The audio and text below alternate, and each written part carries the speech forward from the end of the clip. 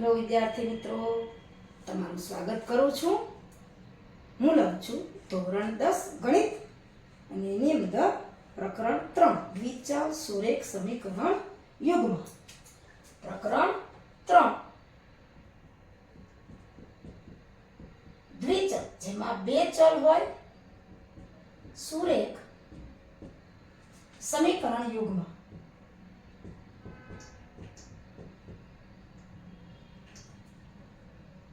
એની અંદર હું લઉં છું સ્વાધ્યાય 3.2 જે તમારા પાઠ્યપુસ્તકની અંદર પાના નંબર 28 પર આવેલું છે.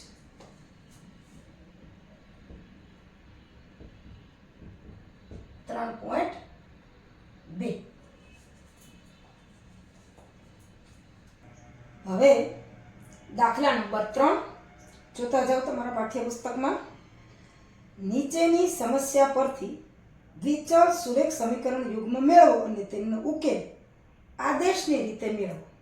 હવે એમાં પહેલો વિભાગ દાખલા નંબર 3 એમાં પહેલો પેટા વિભાગ જુઓ. બે સંખ્યાનો તફાવત 26 છે અને એક સંખ્યા બીજી સંખ્યાથી 3 ગણી છે, તો તે બે સંખ્યા શોધો. આવા કોયડાઓ વર્તમાન પત્રોમાં, આપણા સ્વાધ્યાયમાં અને પરીક્ષામાં પણ પૂછાય છે. હવે બે સંખ્યાઓમાં તફાવત 26 છે, એટલે કે બેની બાદબાકી 26 છે અને એક સંખ્યા બીજી સંખ્યાથી 3 ગણી છે. એક સંખ્યા મોટી છે, બીજી સંખ્યા નાની છે. આપણે ધારી લઈએ કે ધારો કે મોટી સંખ્યા x અને નાની સંખ્યા y છે.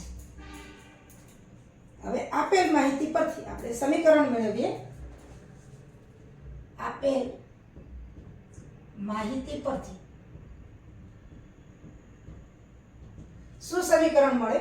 એક તો પહેલું કે બે સંખ્યાનો તફાવત 26 છે. આપણે કીધું કે મોટી સંખ્યા x છે એટલે કે નાની સંખ્યા y, તો બે x માંથી y જાય તો આવશે 26.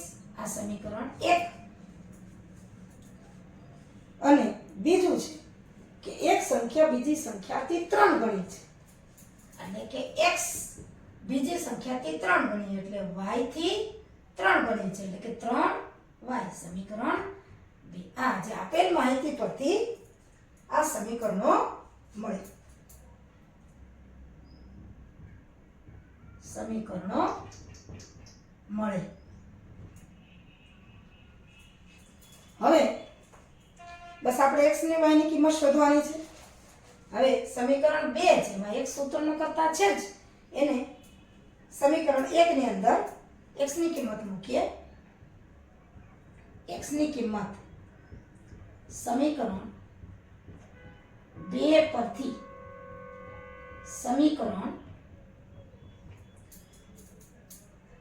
1 માં મૂકતા 2 માં જે x ની કિંમત છે એ 1 માં મૂકી દઈએ તો આપણી પાસે છે x ઓછા y.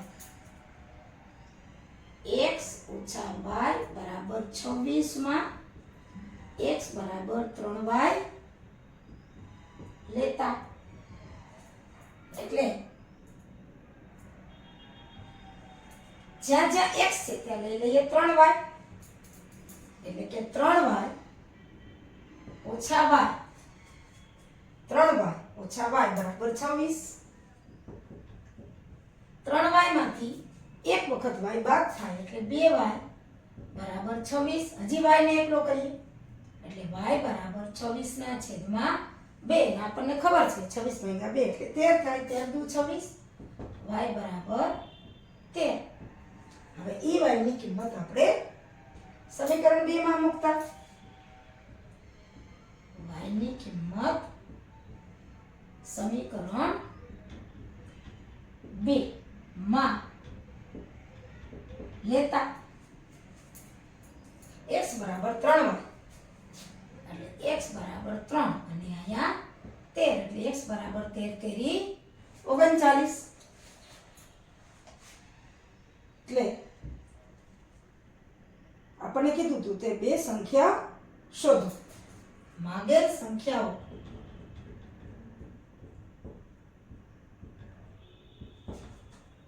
ઓગણચાલીસ અને 13 છે. આ આપણો જવાબ છે. હવે ચકાસણી કરી લઈએ.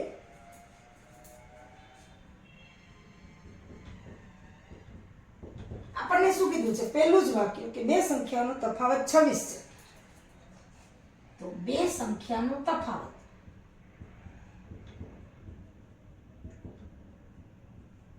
બરાબર 29 માંથી 13 જાય તો કેટલા રહે?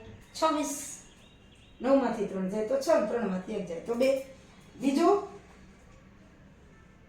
39 જે છે એ 13 થી 3 ગણી છે. 13 ગુણ્યા 3, 13 તેરી 39. આમ માગેલ સંખ્યા 39 અને 13 છે. એ આપણો જવાબ છે. બે રીતે આપણે ચકાસણી કરી દીધી કે બેનો તફાવત 26 છે અને મોટી સંખ્યા છે એ નાની સંખ્યા કરતા 3 ગણી છે. એટલે 13 ને 3 વડે ગુણીએ તો 39 થાય છે. એટલે માગેલ સંખ્યાઓ 39 અને 13 છે. હવે આપણે લઈએ જે ત્રીજો દાખલો છે એનો બીજો પેટા વિભાગ. બે પૂરક કોણો પૈકી મોટો ખૂણો નાના ખૂણા કરતા 18 અંશ મોટો હોય તો તે પૂરક કોણો શોધો. એટલે પૂરક કોણો કોને કહેવાય આપણને ખ્યાલ હોવો જોઈએ. જે ભૂમિતિમાં આપણે ભણી ગયા છીએ, જે બે ખૂણાના માપનો સરવાળો 180 અંશ થાય એ બે ખૂણાને એકબીજાના પૂરક કોણો કહેવાય. હવે આમાં પણ નાના અને મોટાનું છે. ધારો કે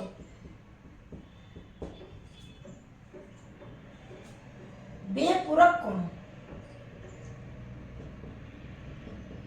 માંથી મોટા ખૂણાનું માપ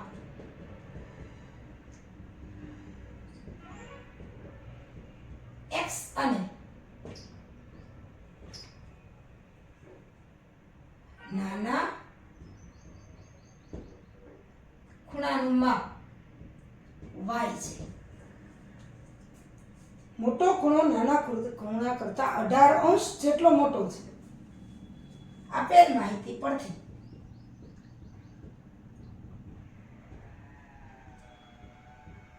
નીચેના સમીકરણો મળે. આપણે સમીકરણ બનાવવાનું છે.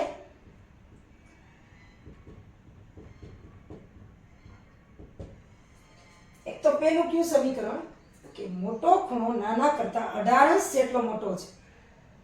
અને બીજું કે પૂરક કોણો છે. પૂરક કોણો છે એટલે મેં કીધું એમ બેનો સરવાળો 180 અંશ થાય જ. એટલે કે પેલું મળે પૂરક કોણો છે એટલે x + y = 180. સમીકરણ 1. અને મોટો ખૂણો જેને આપણે x કીધો છે એ નાના ખૂણા કરતા 18 જેટલો મોટો છે. એટલે કે x =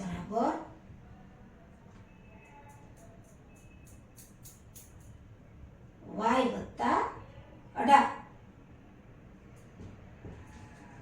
મોટો ખૂણો છે એ બીજા ખૂણા કરતા 18 જેટલો મોટો છે. હવે સમીકરણ 2 પરથી x ની કિંમત સમીકરણ 1 માં મૂકીએ.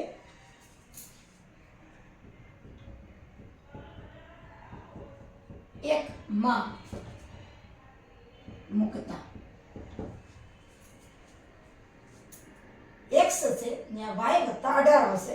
એટલે બીજું y ના સ્વરૂપમાં બે સમીકરણ આવી જશે. x = y + 18. y + 18 બરાબર વત્તા y તો છે જ બરાબર 180. એટલે બે વખત y આવ્યા, એક વખત y ને બીજું વખત y એટલે 2y + 18 બરાબર 180. 18 ને સામેની બાજુ જવા દઈએ એટલે માઈનસ થશે. એટલે 2y બરાબર 180 - 18 અને 2y 180 માંથી 18 જાય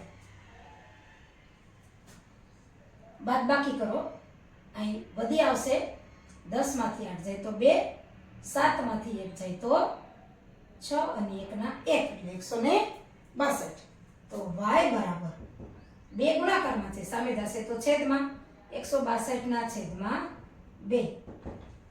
ભાગાકાર છે 8 દુ 16 ને 2 2 એટલે કે 81. હવે આ y ની કિંમત સમીકરણ 2 માં મૂકતા y ની કિંમત સમીકરણ 2 માં મૂકતા y બરાબર x બરાબર y વત્તા 18 માં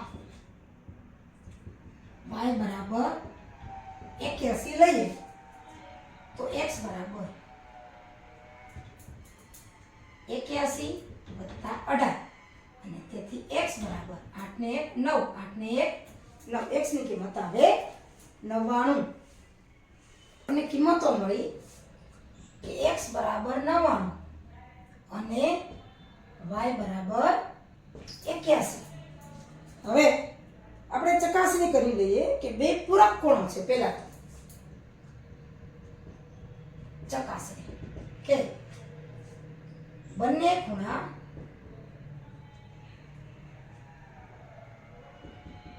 પૂરક કોણ છે, એટલે કે x વત્તા y બરાબર 180 માં x અને y ની કિંમત મૂકતા હવે 99 ને 81 99 વત્તા 81 બરાબર 9 ને 1 10 ને 0 વધી 1 9 ને 10 10 ને 8 18. આમ ચકાસણી થાય છે. ને બીજું જે છે કે મોટો ખૂણો છે એ નાના ખૂણા કરતા 18 જેટલો મોટો છે. x બરાબર y વત્તા 18 માં x અને y ની કિંમત મૂકતા x છે 99 y છે 81 વત્તા 18 99 બરાબર 8 ને 1 9 8 ને 1 9 બે સરખા છે એટલે કે બે સમીકરણની ચકાસણી કરી તો આપણને બે સમીકરણોનું સમાધાન કરે છે. એટલે માગેલ ખૂણાઓ 99 અને 81 અંશમાં છે એટલે આપણે માત્ર અંશ કરીએ. આ આપણો જવાબ છે. એટલે માગેલ 99 અને 81 છે એ બે માગેલ ખૂણાઓ છે.